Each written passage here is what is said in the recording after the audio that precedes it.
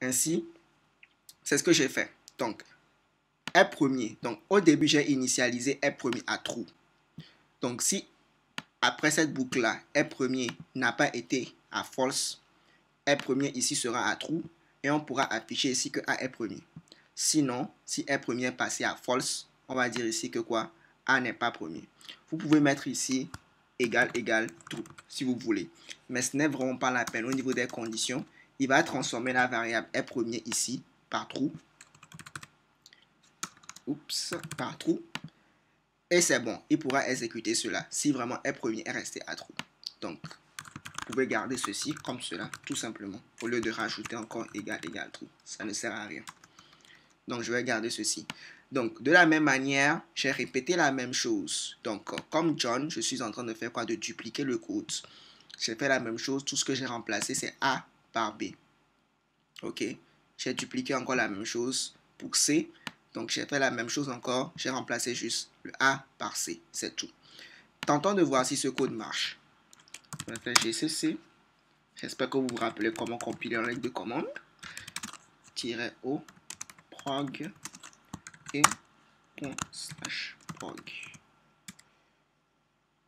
Donc, je vais saisir les trois nombres. Donc, tout à l'heure, on a passé à 5. 5 est un nombre premier. 6 n'est pas un nombre premier. Et je vais choisir par exemple 11. 11 qui est un nombre premier. Donc, ici, ils disent que A est premier, B n'est pas premier, et puis C est premier. Donc, le 5 fait référence à A, le 6 fait référence à B, et le 11 fait référence ici à C. Bon, d'ailleurs, même, au lieu de faire ceci, je vais remplacer ici les C là par... Je vais remplacer...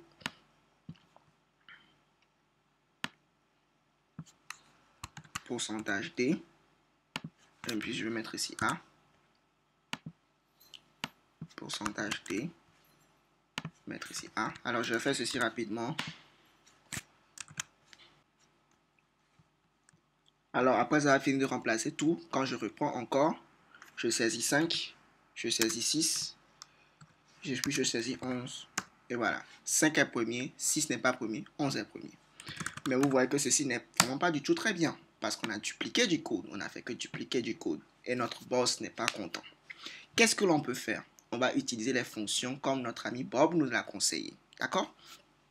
Alors, je vais vous montrer comment est-ce qu'on crée une fonction en langage C. OK?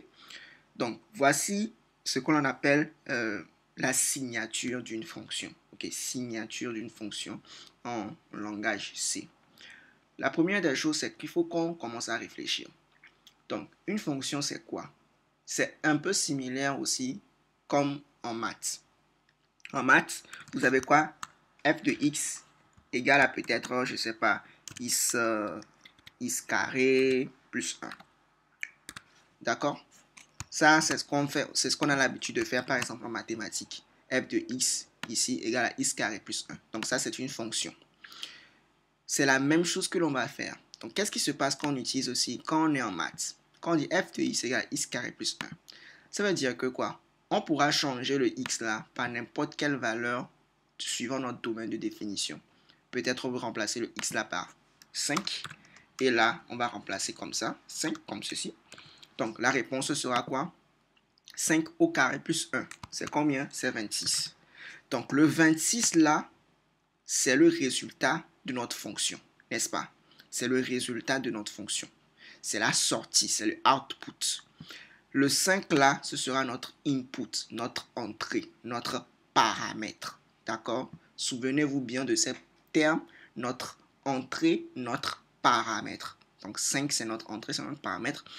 Et 26, c'est notre valeur de retour, c'est notre réponse, c'est notre résultat. D'accord? Donc, de la même manière, en programmation, on va avoir la même chose, quelque chose de très similaire. Donc, on aura notre fonction.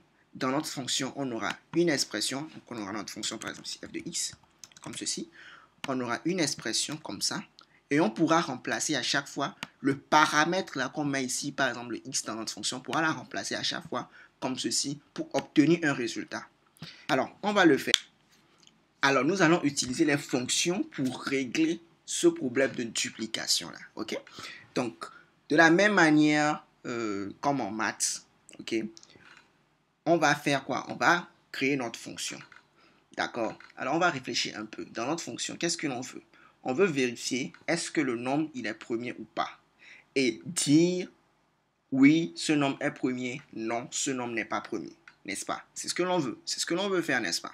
Très bien. Donc, ici, en fait, on n'aura pas vraiment un type de retour comme ceci dans cette fonction. D'accord? On n'a pas vraiment un type de retour, n'est-ce pas? Ce que l'on veut, c'est prendre un nombre et dire oui, il est premier, non, il n'est pas premier. D'accord? Donc, ce que l'on va faire, alors on va faire la même chose comme en maths. D'accord? Ce que l'on va faire, c'est, on va écrire le nom de notre fonction. Donc, le nom de la fonction, c'est quoi? Par exemple, on va dire est un nombre premier, est un nombre premier.